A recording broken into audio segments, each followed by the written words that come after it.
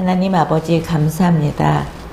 오늘 주시는 말씀을 통해 은혜 받게 하시며 영적인 양식을 얻을 수 있도록 우리의 귀와 눈을 열어주시옵소서.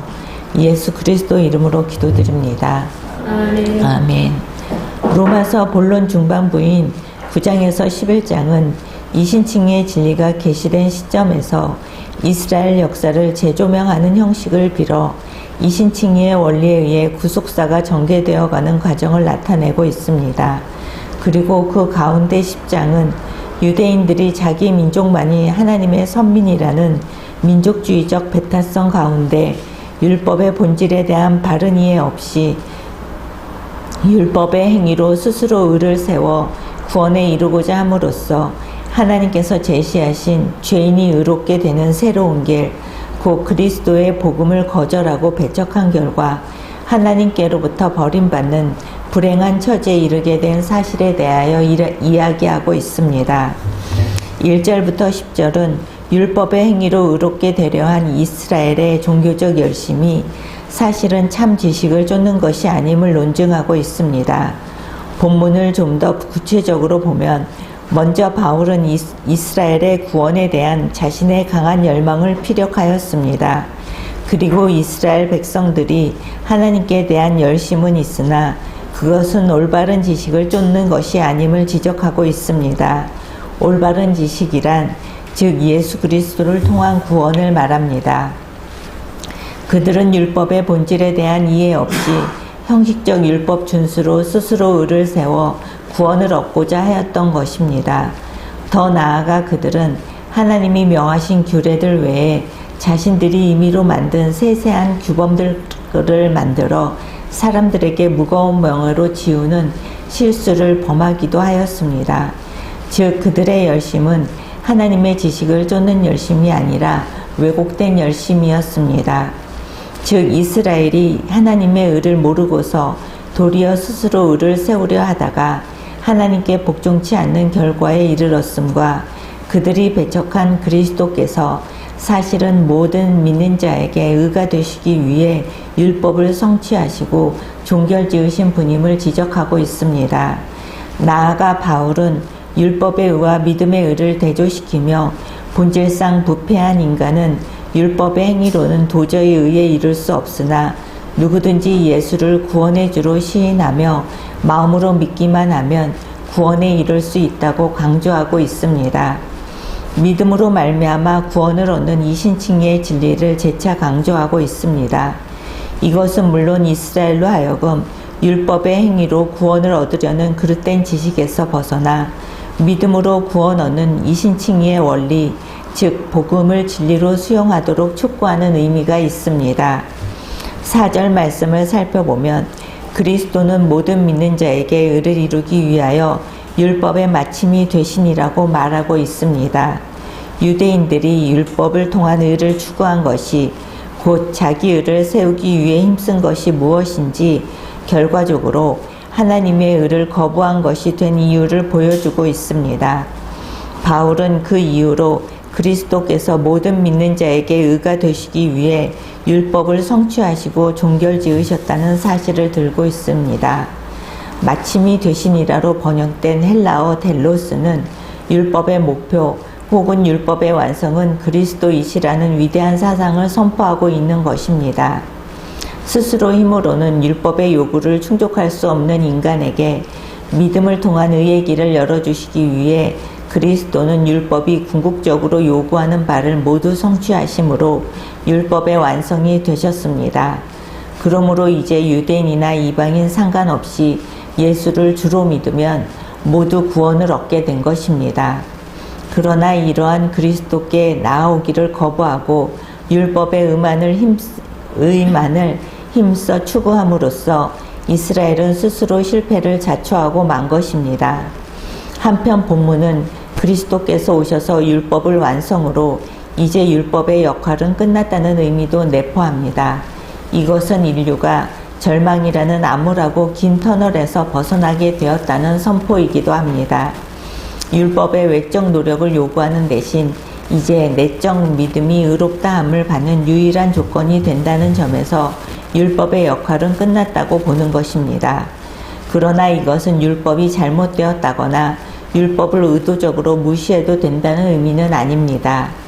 이는 율법은 그것의 요구를 완전하게 이루신 그리스도 안에서 그 역할이 끝났으므로 그리스도를 믿는 믿음으로 온전히 율법의 요구를 이룰 수 있게 되었다는 의미입니다. 앞선 2절에서 4절까지는 바울은 자기의 의를 세우려다 하나님의 의를 거부한 이스라엘의 문제점을 지적하였습니다. 이에 이어지는 5절에서 8절까지는 율법의 의와 믿음의 의를 비교 제시하며 믿음의 의를 통해서만 구원에 이를 수 있음을 교훈하고 있습니다. 5절에서 모세가 기록하되 율법으로 말미암은 의를 행하는 사람은 그 의로 살리라 하였거니와 라고 적혀 있습니다.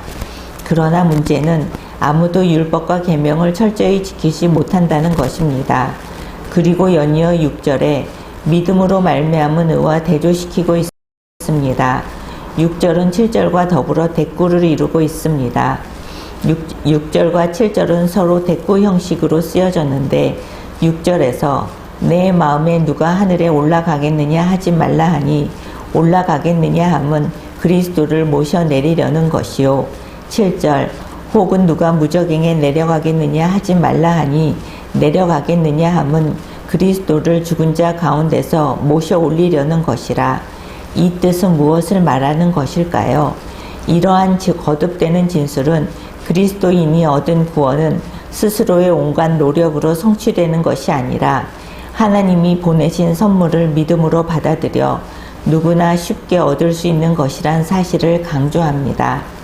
6절과 7절에서 바울은 믿음으로 말미암은 의는 하늘이나 무저갱과 같은 먼 곳에 있지 않다고 말한 데 이어 여기에서는 말씀, 즉 믿음으로 말미암은 의가 훨씬 가까운 곳에 있으며 그 믿음의 의가 의미하는 바가 무엇인지 명확히 다루고 있습니다.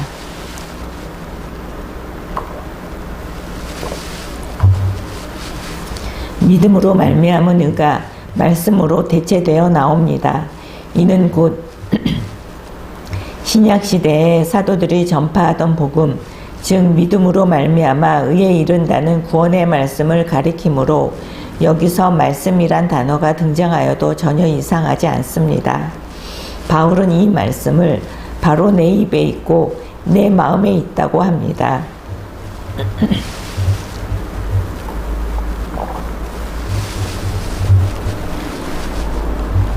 즉 유대인들은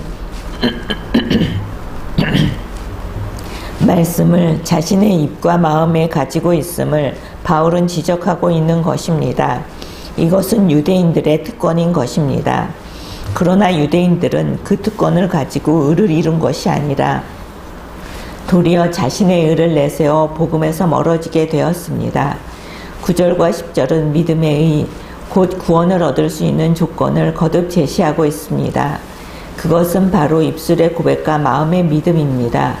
바울은 구원을 얻기 위해서는 예수를 주님이라고 공적으로 진술해야 한다고 말하고 있습니다. 서로 반복되는 구절로 10절 사람이 마음으로 믿어 의에 이르고 입으로 시인하여 구원에 이르느니라고 하였습니다. 한마디로 말하면 구원에 이르는 의를 얻는 방법은 그 하나님의 의를 이루신 예수 그리스도를 믿는 것입니다. 여기에 말씀이 있습니다. 요한복음 17장 3절 말씀을 다 같이 읽겠습니다. 영생은 곧 유일하신 참 하나님과 그가 보내신 자 예수 그리스도를 아는 것이니이다. 아멘. 입술의 고백과 마음의 믿음을 통하여 즉 믿음의 의로서 구원에 이른다는 구원의 방법을 선포한 9절 10절에 이어 11절과 15절은 바로 이러한 구원의 복음이 모든 사람들에게 차별 없이 보편적으로 적용된다는 사실과 더불어 구원을 가져오는 복음 전파자의 중요성에 대하여 언급하고 있습니다. 11절에서는 성경에 이르되 누구든지 그를 믿는 자는 부끄러움을 당하지 아니하리니 에서 바울은 먼저 누구든지 예수를 믿는 자는 부끄러움을 당하지 않는다는 진리가 구약 성경에 이미 기록되어 있음을 밝힘으로써 모든 사람이 동의할 수 있는 논리적 근거를 확보하게 됩니다. 자신이 어떤 처지에 있게 되든지 계속해서 예수를 믿는 사람은 누구라도 부끄러움을 당하지 않게 된다는 의미입니다. 로마서가 쓰여진 시대인 로마 황제 치하 당시에는 예수를 공개적으로 고백하는 것은 자신에게 치명적인 해를 가져다 줄 수도 있는 민감한 사안이었습니다. 특히 로마에서 그리스도인의 대대적인 핍박이 있었던 때여서 예수를 공개적으로 고백한다는 것은 여간 어려운 일이 아닐 수 없었습니다. 이는 그리스도를 믿음으로 인해 로마 당국으로부터는 수치와 능멸을 당하지만 최후 심판 때 하나님으로부터는 그 믿음으로 인해 부끄러움을 당하지 않게 될 것을 의미합니다. 이에 이어지는 12절에서 바울은 구원에 있어서 하나님은 유대인이나 이방인 사이에 차별을 두지 않으신다는 점을 밝힘으로써 하나님의 위대성과 더불어 믿음을 통한 의의 획득이라는 구원의 진리가 보편성을 가는 확고불변의 진리임을 보여주고 있습니다. 13절은 우리가 전도할 때 쓰는 유용한 구절입니다. 누구든지 주의 이름을 부르는 자는 구원을 받으리라는 구절은 주의 이름을 부른다는 것은 단순히 입으로 말한다는 정도의 의미가 아니라 마음으로 믿고 입으로 시인하는 일련의 과정을 함축하는 표현입니다. 예수께서 나의 주님이심을 마음으로 믿고 공적으로 진술하는 것이므로 이 사람들은 하나님의 뜻대로 행하게 마련이며 구원이 확실하게 보장된 상태라고 할 수 있습니다. 13절과 15절에서 한 사람이 구원을 받는 데 거치는 전 과정이 논리적 순서에 따라 잘 진술되어 있습니다. 첫째, 보내심을 받음. 둘째, 전파함. 셋째, 전파된 것을 들음. 넷째, 들은 것을 믿음. 다섯째, 믿는 대상을 부름이라는 단계를 거치게 됩니다. 이런 과정을 거쳐 주의 이름을 부르는 자는 구원을 받게 되는 것입니다. 바울은 여기서 예수의 이름에 대한 공개적 고백의 전제 조건이 그분을 믿는 것이라고 증거합니다. 믿지 않으면 결코 부를 수 없다는 사실을 강조하고 있습니다. 구원에 있어 믿음과 동시에 보여져야 하는 증거는 도움의 요청이라기보다는 예수의 주님 되심에 대한 고백이기 때문입니다. 15절은 복음을 전파하기 위해서는 하나님으로부터 보내심을 받아야 한다는 사실을 말하고 있습니다. 이는 곧 복음을 전파하는 자의 사역의 근거를 가리킵니다. 그들이 만일 하나님께로부터 보내심을 받지 않았다면 결코 이 일을 할 수 없다는 것입니다. 바울은 14절 이하 계속되는 내용을 통하여 세계 만민을 향한 복음의 보편성을 자각한 자는 마땅히 주님으로부터 보냄을 받아 믿음의 도를 전하는 복음의 전파자가 되어야 할 것을 말하고 있습니다. 다시 말하면 로마서의 수신자들이 자신에게 주어진 이러한 사명을 자각할 것을 촉구하고 있습니다. 복음 전파자는 자기의 보내신 하나님만의 말씀을 전해야 합니다. 보냄을 받은 자는 보낸 자의 뜻을 전달하는 자입니다. 따라서 보냄 받은 자는 자의적으로 행동하거나 말할 수 없습니다. 예수님은 자신이 하나님께로부터 보내심을 받았다는 사실을 분명히 밝히며 오직 보내신 분이신 하나님의 말씀만 전하셨습니다.